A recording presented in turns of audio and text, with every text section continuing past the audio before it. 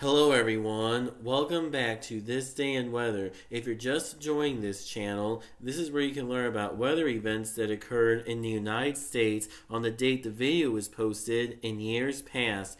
Today is February 26th. On this day in 1910, parts of Washington state were in the midst of a snowstorm that produced 129 inches of snow in Laconia from the 24th to the 26th, which is a single storm record for the state. A series of storms started on the 23rd and led to a deadly avalanche on March 1st.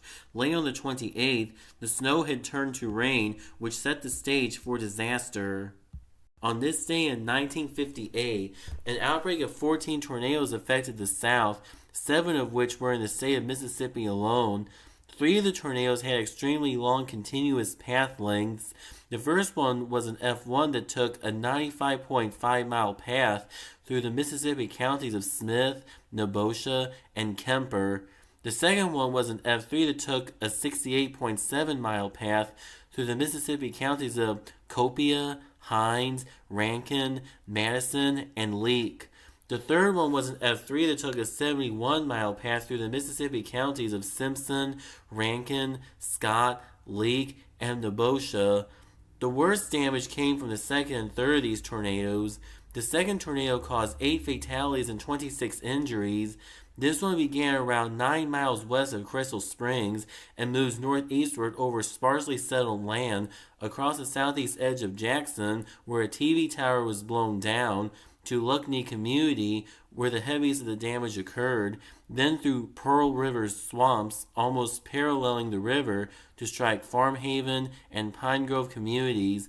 The third of these tornadoes caused a fatality and 34 injuries. This tornado moves northeastward from just northeast of Harrisville, struck Piney Woods School, heavily damaged 2-story or higher buildings, then across sparsely settled land to Walnut Grove. It then passed 4 miles west of Morton and onto Laurel Hill. No path was visible north of Morton, which indicated it lifted and let down again as it reached Walnut Grove, which sloped upward in line of advance. Buildings at the bottom of the slope exploded, but upslope damage increased to total destruction, with debris scattered. In Walnut Grove, 75% of homes were destroyed, roofs were lifted off, and furniture and people carried upwards after the roofs. On this day in 1972, the Buffalo Creek in Logan County, West Virginia flooded from 3 days of rain on top of 6 inches of snow.